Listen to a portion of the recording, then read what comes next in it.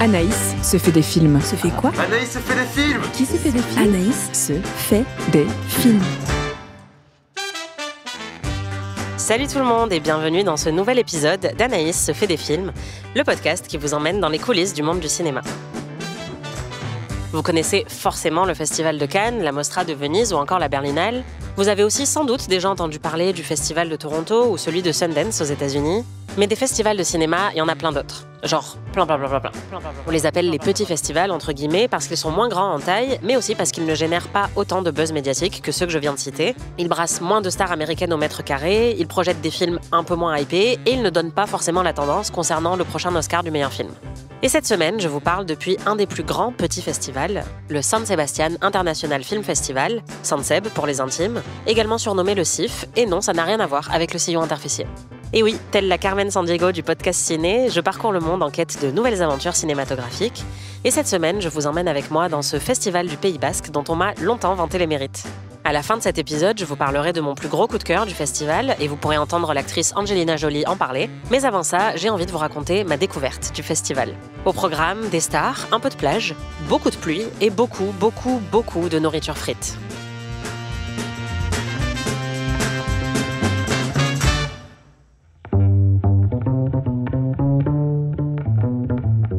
Ça faisait longtemps que mon ami Thibaut, grand belge et ami du podcast, m'en parlait comme l'un des meilleurs festivals du monde. Alors cette année, pour la première fois, je me suis décidée à tester le festival de San Sebastian. C'était l'occasion de mettre à profit mes 10 ans d'espagnol, même si, on va pas se mentir, le premier jour, j'avais un peu l'impression d'être Kristen Wiig dans Mes meilleurs amis. Gracias para vivir en la casa. En las escuelas tienes con vivir and gracias. Comme je rentre à peine de Venise, la première fois que j'ai passé commande dans un restaurant, j'ai quand même fini ma phrase par per favore, et j'ai honnêtement cru qu'ils allaient me flageller à coups de patatas bravas. Je précise aussi que si j'ai enfin pu découvrir Sanseb, c'est parce que je suis logée par le festival, contrairement à Cannes et à Venise, où je dois débourser environ 1 500 € pour être en coloc dans un KGB dont même Harry Potter ne voudrait pas. En fait, généralement, la plupart des festivals proposent un logement aux journalistes, ne serait-ce que pour quelques nuits, surtout les plus petits festivals qui sont un peu plus dépendants de la couverture journalistique. Et clairement, sans ça, j'aurais pas eu les moyens de venir. Et si vous vous posez la question, oui, il y a aussi des journalistes qui sont invités et logés par Cannes et Venise, mais je ne fais malheureusement pas partie de cette élite. Forcément, c'est un privilège beaucoup plus difficile d'accès dans les grands festivals, puisqu'ils savent qu'on viendra quoi qu'il arrive, même si on doit vendre un rein pour trouver un Airbnb faisant la taille d'un Polly Pocket. Mini coffre et animaux à caresser, coffre et surprise, on va bien s'amuser, Polly Pocket. Et alors laissez-moi vous dire qu'être logé à l'hôtel en festival, ça change tout. Même en voyant 4 ou 5 films par jour, je rentre tous les soirs en ayant l'impression de n'avoir rien fait. Parce que je suis reposée en fait. J'ai du temps seul, j'ai de l'espace, je dors la nuit, je n'ai pas besoin de partager ma douche et mes toilettes avec 8 Belges. C'est très étrange, franchement, j'ai pas du tout l'habitude. Alors ok, la contrepartie, c'est que l'hôtel est à 40 minutes à pied des principaux lieux du festival. Mais tous les matins, je marche en longeant la mer, la playa, ce qui est très sympa. Enfin, quand il fait soleil. Parce que j'ai découvert qu'au Pays Basque, la météo a des humeurs encore plus changeantes que les miennes. Et après une pluie digne des 10 plaies d'Égypte, j'ai fini par choper une énorme crève, que vous entendez peut-être encore, et qui m'a fait remettre en question tous mes choix de vie. Je suis face à la mer, comme Calogero. Je suis au bout de ma vie. Je suis dans un cadre idyllique, et j'ai un rhume de bâtard. Heureusement que une grosse partie de mon travail ces jours-ci consiste à juste me poser devant des films parce que j'ai pas trop la capacité intellectuelle ou physique pour grand-chose d'autre. Mais voilà, je crois que mon corps a compris qu'à Venise et à Cannes, j'avais vraiment trop de boulot et trop de stress et qu'il fallait pas tomber malade. Et du coup, là, Sanseb, c'est tranquille. Donc il a dit, bah vas-y, go. Un bon petit rhume. Après, c'est peut-être aussi le fait que je mange que de la nourriture frite depuis 4 jours qui doit pas jouer de manière hyper favorable sur mon système immunitaire. Je ne sais pas. Le mystère est entier. Et oui, c'est les risques du métier. Mais bref, vale, comme on dit en espagnol. Malgré le rhume et la pluie, je dois dire que j'ai kiffé San Sebastian. A mí me gusta mucho. Si je devais caractériser la ligne éditoriale du festival, je dirais que c'est comme une très bonne session rattrapage. En compétition, on va y trouver des films qui n'ont peut-être pas été pris à Cannes ou à Venise, mais qui correspondent à la même veine de cinéma d'auteur international. Et le gros atout d'être dans un festival moins énorme que Cannes ou Venise, c'est que ça permet aussi de placer moins de pression sur les films qu'on voit. À Cannes, à chaque fois que je rentre en projo, j'attends une claque, un chef-d'œuvre, un film qui va me marquer pour les 25 prochaines années. Alors qu'ici, mes attentes sont moins élevées et je pense que ça m'a permis de mieux apprécier certains films plus humbles, moins ostentatoires, qui auraient été complètement noyés par la masse, voire détruits par la critique dans un plus grand festival. Parmi les nombreuses sections de San Sebastián, il y en a aussi une qui s'appelle Perlac, dans laquelle on va trouver beaucoup de films qui ont été montrés à Cannes et à Venise quelques semaines plus tôt. Par exemple, cette année, je connais beaucoup de gens qui ont profité du festival de San Sebastián pour rattraper Valeurs sentimentales, Sirat, Nouvelle vague de Linklater, Un simple accident, La Palme d'Or de Jafar Panahi, ou encore La Voix de Indra Rajab, L'étranger de François Ozon, ou Le Mage du Kremlin d'Olivier Assayas, qui était à Venise il y a quelques semaines. En plus, la plupart de ces cinéastes sont généralement présents, ce qui permet de les interviewer si on n'en a pas eu la possibilité dans les plus grands festivals. Certes, on n'a pas l'exclusivité, mais ça peut quand même être avantageux pour un journaliste. Dans un petit festival, on est aussi moins stressé, ce qui permet de prendre un peu plus de temps pour les découvertes. Il y a notamment une section ici qui s'appelle Nouveaux réalisateurs, et c'est là par exemple que j'ai pu voir Lurker, avec l'accent local, un film américain d'Alex Russell avec Théodore Pellerin qui joue un mec qui est prêt à tout pour s'immiscer dans la vie de son chanteur pop préféré. You're like my best friend. I mean that. Yo, get back, bro. It's a detail shot. Walk back. Found boy, man. Ollie. I guess that means you're like my best friend. You gotta head out. What? Best friend. I think you should just take a break. Ça m'a pas révolutionné, mais j'ai trouvé ça agréablement dérangeant et très divertissant. Et puis évidemment, comme nous sommes en Espagne, quelle que soit la section, on trouve une surreprésentation de films espagnols ou hispanophones. Ça tombe bien parce que c'est pas vraiment un cinéma que je connais bien ou que je vais aller chercher instinctivement, désolé à tous les fans de Pedro Almodóvar. Et donc là encore, ça m'a permis de découvrir et d'apprécier des films que je n'aurais sans doute pas vus dans d'autres circonstances, notamment Las Corrientes de Milagros Mumenthaler, une réalisatrice suisse-argentine. Ça parle d'une styliste qui semble mener une vie assez parfaite mais qui traverse une grosse crise existentielle, peut-être une dépression, le film reste assez mystérieux honnêtement, mais c'est ça qui m'a plu, j'ai été captivée jusqu'au bout et j'ai adoré découvrir l'actrice Isabel Aimé González Sola, que je ne connaissais pas du tout. J'ai aussi beaucoup aimé Belén, un film de Dolores Fonzi sur un procès historique pour la reconnaissance du droit à l'avortement en Argentine. Et c'était vraiment chouette de le découvrir avec un public hispanophone parce que la foule était en délire à la fin de la projection.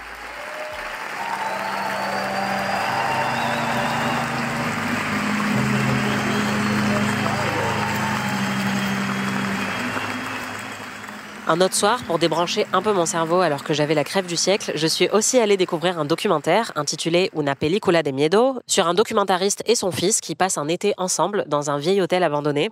Je m'attendais un peu à la version hispano-portugaise de Shining, et il y a évidemment des grosses références au film de Kubrick, mais en fait le cinéaste utilise ce point de départ pour explorer l'idée de ce qui nous fait peur de manière générale. Donc pas seulement les films d'horreur ou les histoires de tueurs en série, mais aussi la mort, l'éloignement de nos proches, le fait de voir son fils grandir, sa séparation.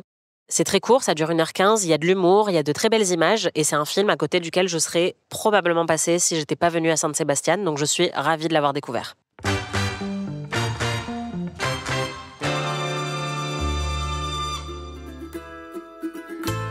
Découvrir un festival pour la première fois, c'est toujours une expérience particulière. C'est tout un nouvel écosystème à découvrir, de nouvelles rues, de nouvelles salles, une nouvelle langue, en l'occurrence le basque. Sachez que pour dire bonjour en basque, on dit Keisho. Mais l'avantage dans un petit festival, c'est qu'on trouve rapidement ses repères. Surtout que là, Thibaut était présent pour patiemment répondre à toutes mes questions. Et Thibaut? Oui, Anaïs. C'est quoi la Zabaltegui Tabacalera? Thibaut? Qu'est-ce qu'il y a, Anaïs? C'est où la salle de presse? Thibaut? Oui. Tu sais si le bus est gratuit avec la Cred? Thibaut? Qu'est-ce qu'il y a encore? C'est dans quelle salle qu'il faut voir les films du matin? Thibaut? Oui, Anaïs. C'est où les meilleures places? Et d'ailleurs, sachez que le premier truc que j'ai fait en arrivant, c'est de repérer le plus important, c'est-à-dire l'endroit où on peut trouver du café gratuit quand on est journaliste. Ce que j'adore, c'est découvrir les petites coutumes idiosyncratiques d'un festival. Par exemple, à Cannes, on va crier Raoul en salle de Bussy. À Venise, on boit un spritz avant la séance de 19h. Bon, ça, c'est juste ma coutume personnelle, mais vous pouvez tout à fait l'adopter. Et ici, au début de chaque séance, le public tape dans ses mains en rythme avec la musique d'introduction. C'est assez sympa, on se croirait un peu à la fête de la saucisse.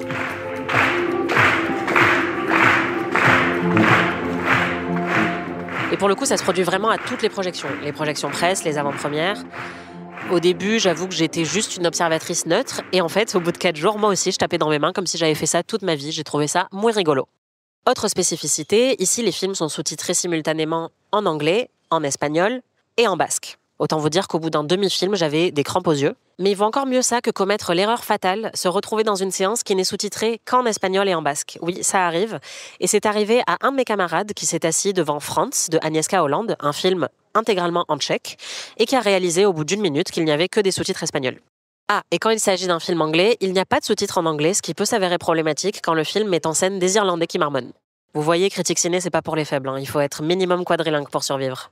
Ah oui, un autre truc, c'est l'heure d'arrivée des Espagnols. Je veux pas me lancer dans un laïus sur les Espagnols et le concept de temps, même si j'ai grandi dans la ville la plus espagnole de France, donc je suis un peu familière du concept de déjeuner à 14h30 et de dîner à 22h. Mais là, j'avoue que c'est assez impressionnant. En gros, dans n'importe quel festival de ciné, on essaie en moyenne d'arriver dans la salle 15-20 minutes avant le début du film. Mais pas à San Sebastián. Ici, si la projo commence à 20h, les Espagnols vont arriver à 19h59 et 30 secondes, voire à 20h02, et je pense que quand ils débarquent alors que la lumière est déjà éteinte et qu'ils cherchent tranquillement leur place, ils doivent honnêtement se dire « c'est bon, je suis large ». C'est un énorme délire, ça me stresse un peu pour eux, mais bon, il faut reconnaître que les Espagnols savent quand même être en avance sur les trucs qu'il faut, notamment les droits sociaux, donc bon, je peux pas trop critiquer. Enfin, vous savez que je ne peux pas vous parler d'un festival sans parler de bouffe, la comida. Et San Sebastián étant une capitale gastronomique, je dois avouer que j'ai pété des câbles, las chicas del cable, à presque chaque repas. Déjà, j'ai passé les 2 premières journées à boire de l'eau non-stop, et pourtant je continuais à être déshydratée. Faut de l'eau. Je comprenais pas ce qui m'arrivait jusqu'au moment où j'ai résolu le mystère, en réalisant que je consommais du jambon ibérique environ 5 fois par jour. C'est simple, à l'heure actuelle, je ne sais plus à quoi ressemble un légume. J'ai également lancé une alerte enlèvement concernant les fibres. Je suis pas la meuf la plus healthy du lot, mais ça fait quelques jours que je fantasme à mort sur une soupe de brocoli. En 5 jours, j'ai mangé environ 172 000 croquetas de jamón, du gâteau basque évidemment, mais aussi une quantité indécente de pinchos, c'est-à-dire l'équivalent basque des tapas, généralement de la tortilla, des pommes de terre frites, ou des tartines recouvertes de choses frites, grasses, couvertes de mayonnaise, ou les 3. Et je dois dire que parfois la ligne éditoriale est audacieuse. Par exemple, j'ai goûté une tartine poulpe, mayonnaise, fromage fondu, et une autre jambon sec, œuf, mayonnaise, anchois. En fait, quand tu vois ce que les Basques mettent sur les pinchos, d'un coup, Desigual fait sens. Desigual. La vida es chula. Bref, je crois que vous l'aurez compris, je suis un petit peu tombée amoureuse de San Sebastián, sa culture culinaire, son rythme tranquille, sa plage, parce que oui, j'ai quand même eu le temps de me baigner avant de choper mon gros rhume, et aussi ses films. I drink your milkshake. You got into Harvard Law? What, like it's hard? C'est pas possible. Il fait au moins 8 minutes. I had a dream about this one. Ça fait comme des pizzas 4 chaussures. Si vous me regardez, qui je regarde moi? Au moment où j'enregistre cet épisode, j'ai vu 19 films et il m'en reste encore quelques-uns avant de repartir. Je vais pas tous pouvoir vous les passer en revue, mais je voulais vous parler de mon plus gros coup de cœur. Ça s'appelle Couture et c'est signé Alice Winocourt. C'est un film qui suit la trajectoire de plusieurs femmes pendant la Fashion Week de Paris, une réalisatrice qui vient d'apprendre qu'elle avait un cancer du sein, jouée par Angelina Jolie, une maquilleuse, une couturière et une mannequin qui est originaire du Sud-Soudan et qui est jouée par Anier Haney. Alice Winocourt s'est inspirée de sa propre expérience pour ce film. Elle a expliqué en conférence de presse qu'à l'époque où elle l'a écrit, elle passait beaucoup de temps à l'hôpital. Et quand elle est sortie un jour de l'hôpital, elle s'est retrouvée face à un événement de la Fashion Week et elle a trouvé le décalage assez frappant. Elle s'est aussi inspirée de l'expérience personnelle d'Anier Haney, qui est vraiment une réfugiée sud-soudanaise qui est devenue mannequin, qui faisait des études de pharmacie et qui a menti à son père sur sa carrière de mannequin. Et évidemment, tout le monde était obligé de faire le parallèle entre le récit sur le cancer du sein du personnage d'Angelina Jolie et le fait qu'Angelina Jolie elle-même a été très vocale sur le cancer du sein. Il y a quelques années, elle avait publié un édito dans le New York Times dans lequel elle expliquait qu'elle avait eu recours à une double mastectomie parce qu'elle était porteuse d'un gène qui la prédisposait très fortement à être atteinte d'un cancer du sein ou des ovaires. Sa prise de parole avait été vraiment saluée à l'époque et avait permis de faire lumière sur ce gène qui n'était pas forcément très connu et d'inciter plusieurs femmes à se faire dépister. Et forcément, la voir incarner le rôle d'une femme qui est atteinte d'un cancer du sein et qui réfléchit à ses options, personnellement, j'ai trouvé ça très très fort. Mais attention, ça parle pas que de ça, c'est vraiment un film choral. J'ai été émue aux larmes plusieurs fois devant le film, même si je ne partage aucune expérience similaire à celle des personnages du film. J'ai quand même eu l'impression d'être vue, d'être en communion avec les personnages féminins. J'avais l'impression de voir un regard vraiment rare, bienveillant et complet en fait sur plusieurs existences de femmes qui sont passionnées par leur vie professionnelle et qui doivent en même temps affronter des déchirements intimes. Après le film, je suis allée assister à la conférence de presse. Il y avait la réalisatrice, toutes les actrices et aussi Louis Garrel qui joue un des collègues du personnage d'Angelina Jolie dans le film. Leur histoire à tous les deux dans le film m'a vraiment touchée aussi. En gros, il y a un rapprochement romantique qui se crée et le personnage d'Angelina Jolie est confronté à une nouvelle vision sur son propre corps puisqu'elle doit envisager le fait de se faire opérer et de perdre ses seins. Et j'ai trouvé ça vraiment très très beau. Et le film traite avec beaucoup de délicatesse toute la sensualité et tous les questionnements et toute la beauté et l'amour qu'elle peut trouver même dans un moment pareil. Je dois vous avouer qu'à la conférence de presse, j'ai encore été émue juste en les écoutant parler du film.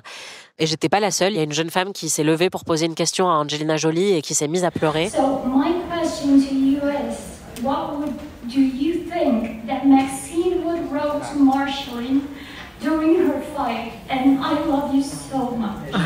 Il y a eu beaucoup d'applaudissements à plusieurs moments. J'ai vraiment eu l'impression qu'il y avait un retentissement fort entre le film et une grosse partie du public féminin. Je vous laisse écouter quelques extraits de la conférence de presse. Quelle proximité ressentez-vous avec votre personnage, étant donné qu'il y a quelques années, vous avez annoncé avoir eu recours à une opération chirurgicale préventive contre le cancer? Et au-delà de ça, j'aimerais savoir si vous aimez partager votre expérience avec d'autres femmes qui pourraient traverser une expérience similaire et qui se sentent blessées dans leur ego et dans leur vie romantique de la même manière que votre personnage dans le film, et peut-être aussi dans leur vie professionnelle, comme les actrices ou mannequins qui doivent utiliser leur corps pour leur travail.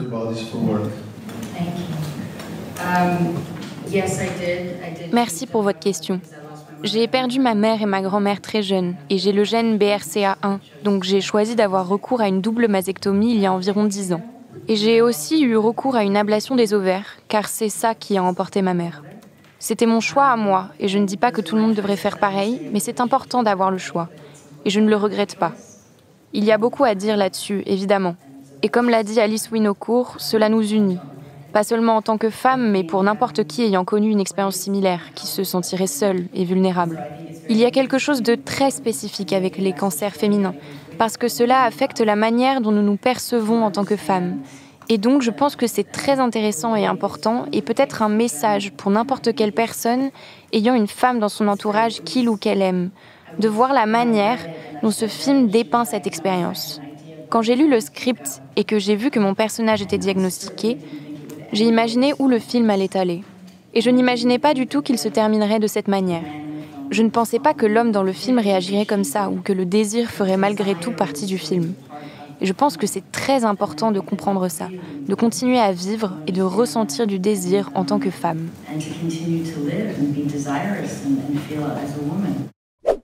Je vais être honnête avec vous, les conférences de presse en festival, c'est pas toujours très intéressant, ça dépend énormément des questions qui sont posées et aussi de la volonté des talents qui sont là, acteurs, réalisateurs, etc., à bien vouloir y répondre ou à formuler des réponses intéressantes. Là, je dois dire que j'ai trouvé la conférence de presse passionnante du début jusqu'à la fin et j'ai aussi été intéressée par la réponse qu'Angelina Jolie a donnée sur une question qui ne parlait pas forcément du film. C'est une journaliste espagnole qui lui a demandé de réagir par rapport à la présidence de Trump aux États-Unis. En ce moment, les États-Unis vivent un moment préoccupant en ce qui concerne la liberté d'expression. Vous êtes une femme libre qui a souvent pris la parole et la défense de nombreuses causes. Avez-vous peur en ce moment?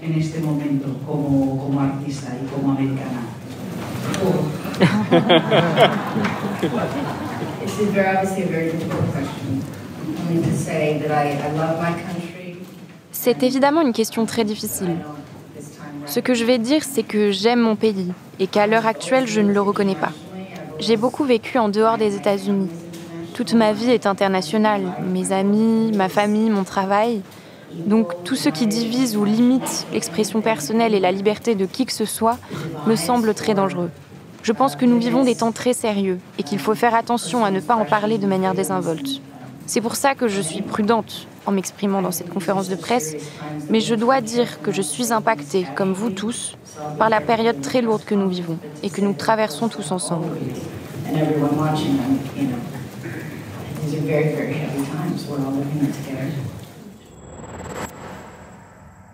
Voilà, Couture d'Alice Winocourt, c'est un film très beau et très doux, et vous pouvez être sûr que je vous en reparlerai quand il sortira en salle en France. And the Golden Globe goes to. And the Golden Globe goes to. And the Oscar goes to. The Oscar goes to. And the Oscar. Comme vous le savez, la saison de cérémonie de remise des prix est désormais lancée, et en tant qu'observatrice et participante, j'ai envie de vous faire un petit point sur la progression toutes les semaines. Alors sachez que cette semaine à Saint-Seb, j'ai pas mal discuté avec un membre de l'Académie des Oscars et il m'a confirmé que oui, lui et beaucoup de ses confrères considèrent les Golden Globes comme des défricheurs, c'est-à-dire qu'ils regardent pour quel film nous on a voté et ensuite ils rattrapent ceux qu'ils n'auraient pas déjà vus. L'année dernière, par exemple, c'était le cas avec I'm Still Here de Walter Salles, le film brésilien. Il m'a aussi confirmé que, selon lui, The Substance n'aurait jamais eu le parcours qu'il a eu jusqu'aux Oscars si les Golden Globes ne l'avaient pas reconnu. Tous les Américains à qui j'ai parlé, qui suivent de près ce début de campagne, m'ont aussi confirmé que pour l'instant, c'est Hamnet de Chloé Zhao qui est en position de favori, même si on est très très tôt dans cette campagne et que la majorité du public n'a pas encore eu l'occasion de découvrir le film, donc on va rester prudent. Mais voilà, c'était juste pour me vanter et vous confirmer que tout ce que j'ai dit dans l'épisode de la semaine dernière était juste. C'est la fin de cet épisode d'Anaïs se fait des films, enregistré dans la douleur et la souffrance sous la pluie. Muchas gracias au Festival de San Sebastián pour m'avoir invité. J'espère pouvoir revenir dans le futur, même si j'ai dit du mal de Desigual. Merci aux Croquetas des Ramones pour leur existence. Vraiment, sans elles, je ne serais rien. Et merci à vous de m'avoir encore écouté raconter ma vie. À la semaine prochaine pour de nouvelles aventures. Hasta luego.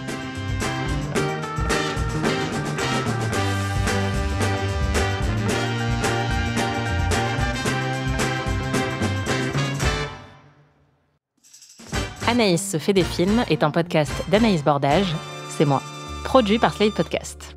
Production éditoriale, montage et réalisation Aurélie Rodriguez.